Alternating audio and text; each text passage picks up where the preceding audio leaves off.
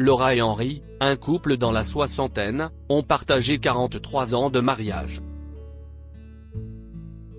Mais au fil des ans, l'étincelle semble s'être estompée.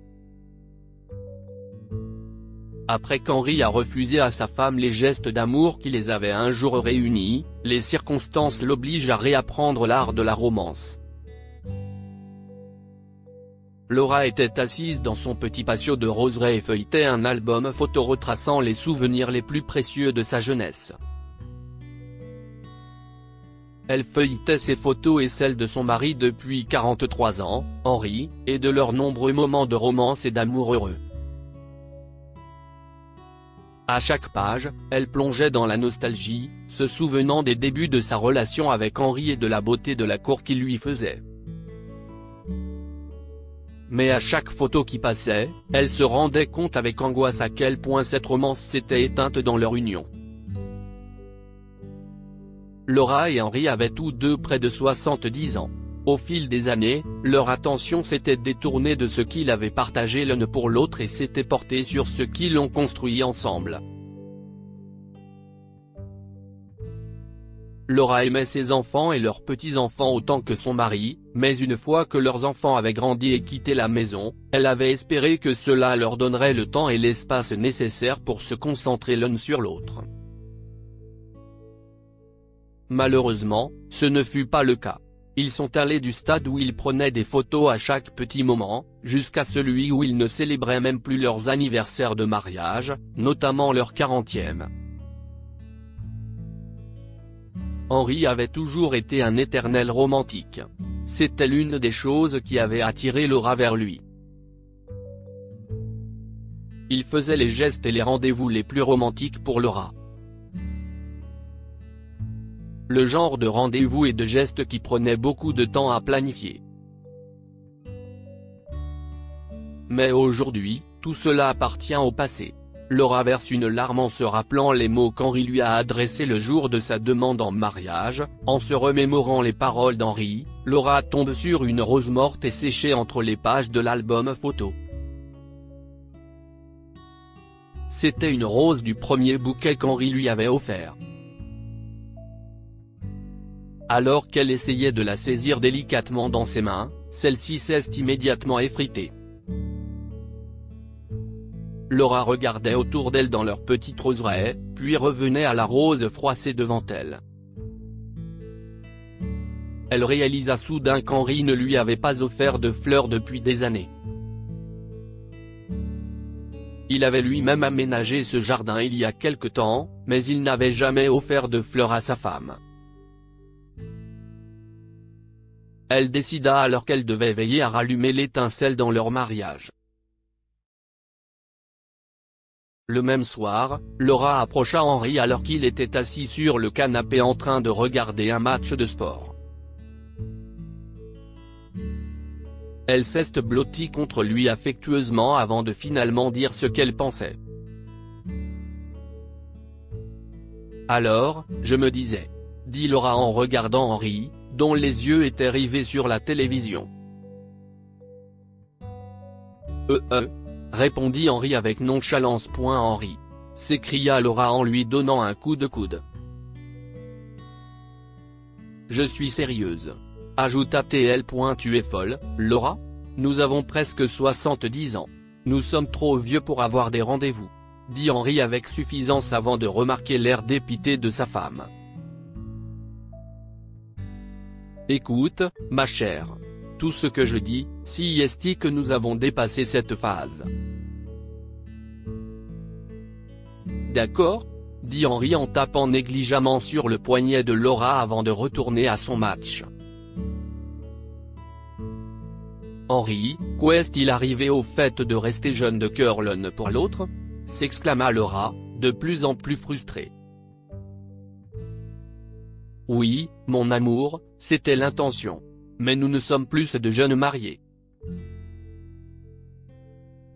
Notre mariage a 43 ans. Et le fait que nous soyons arrivés jusqu'ici devrait être suffisant, expliqua Henri. Suffisant? Est-ce que tu t'entends parler là? S'écria Laura. Tout ce que je dis, si est qu'il faut être réaliste.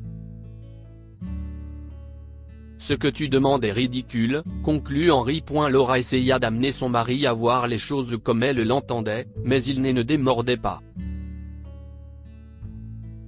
Elle finit par abandonner, submergée par un désespoir soudain à l'égard du mariage qu'Henri et elle avaient enchéri.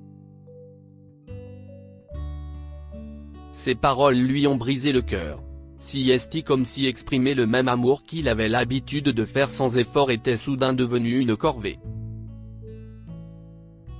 Une fois le match terminé, Henri alla se coucher tandis que Laura resta debout toute la nuit à pleurer en regardant des films romantiques.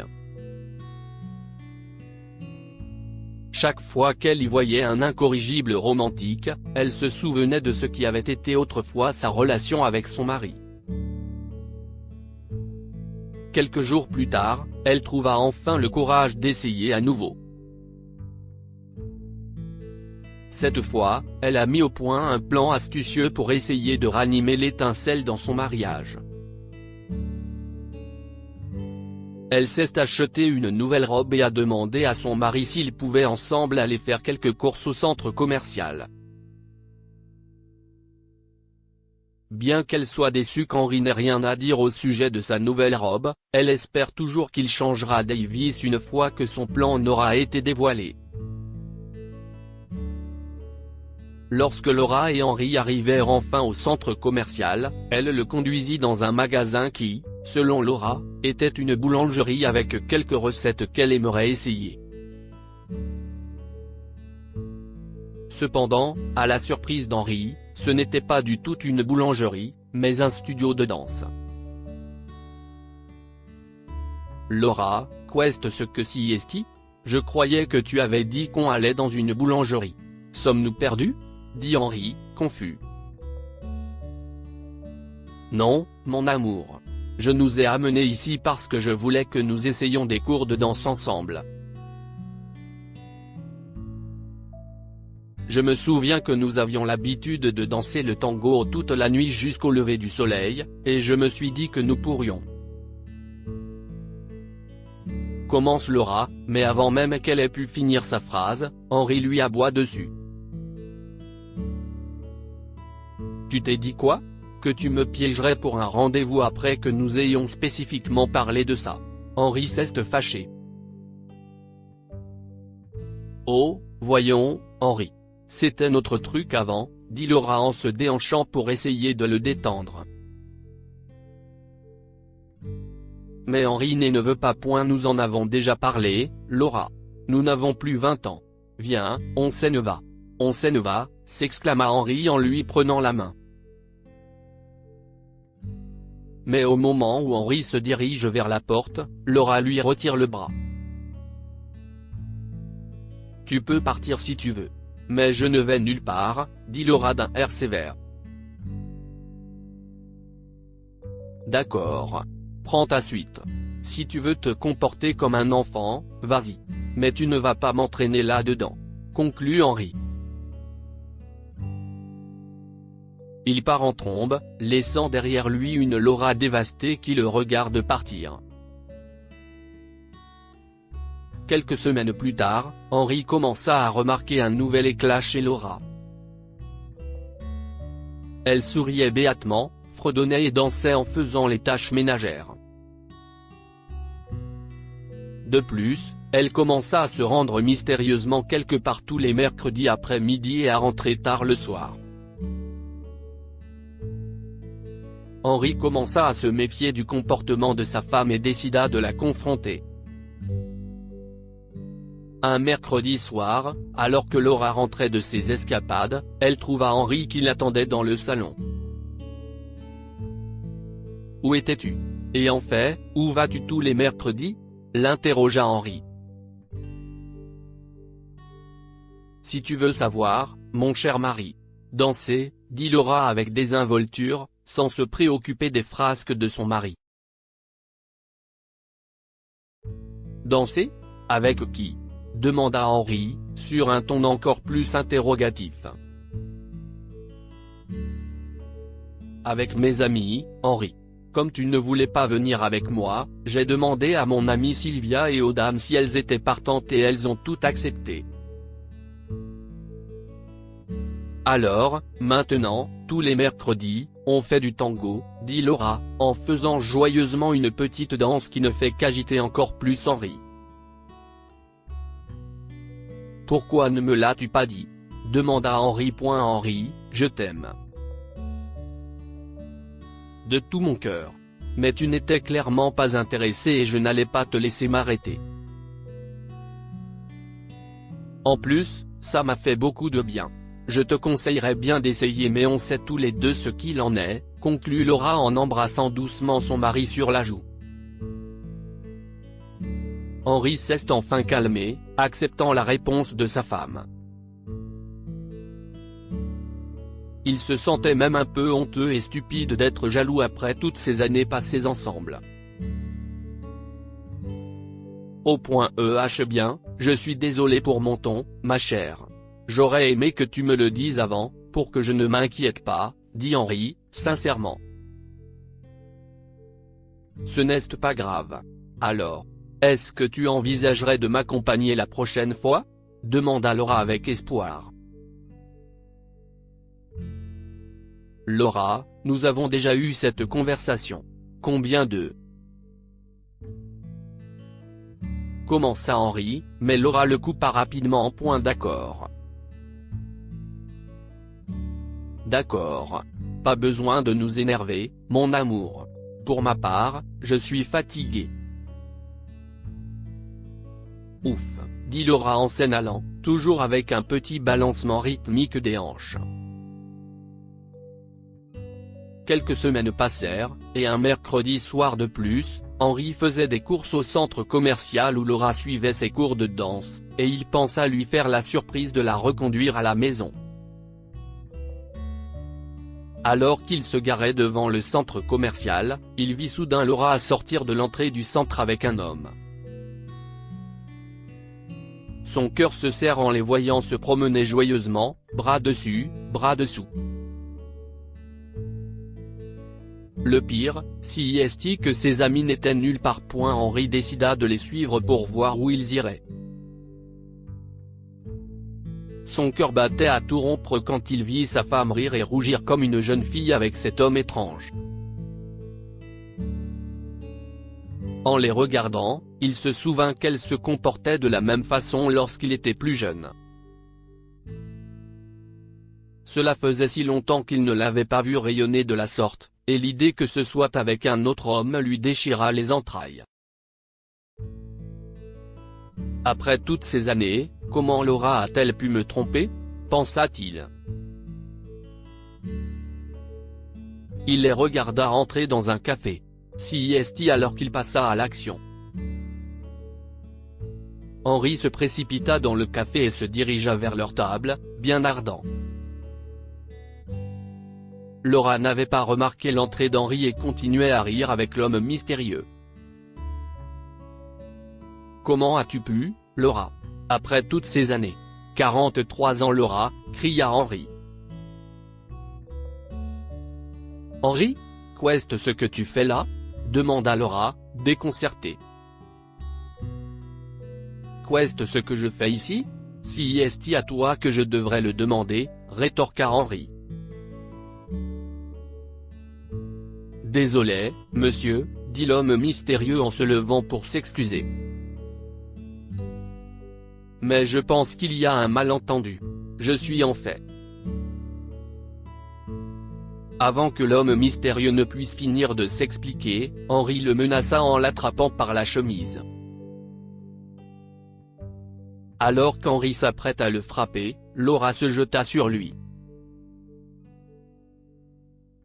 Qu'est-ce ce qui se passe ici ? Demanda Sylvia, l'amie de Laura. Sylvia ? Dit Henri. Pourquoi tiens-tu mon mari comme ça ? Sylvia dit avant de se tourner vers l'homme, inquiète. Dave, es-tu blessé ?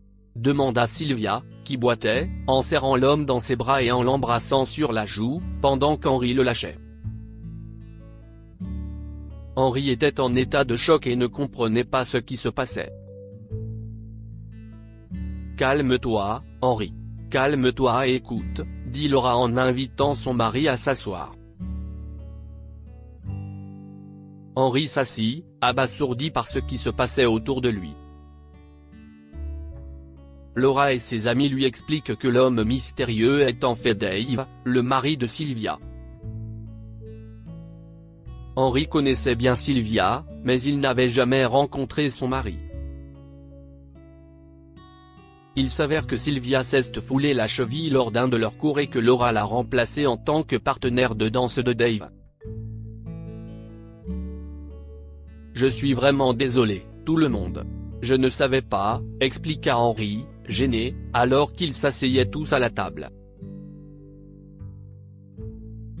Oui, mais ce n'est pas une excuse pour la violence, Henri.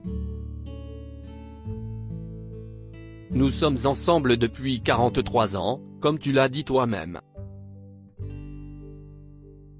Tu devrais me faire plus confiance que ça, dit tristement Laura. Je sais. Mais quand je t'ai vu rayonner comme ça avec lui,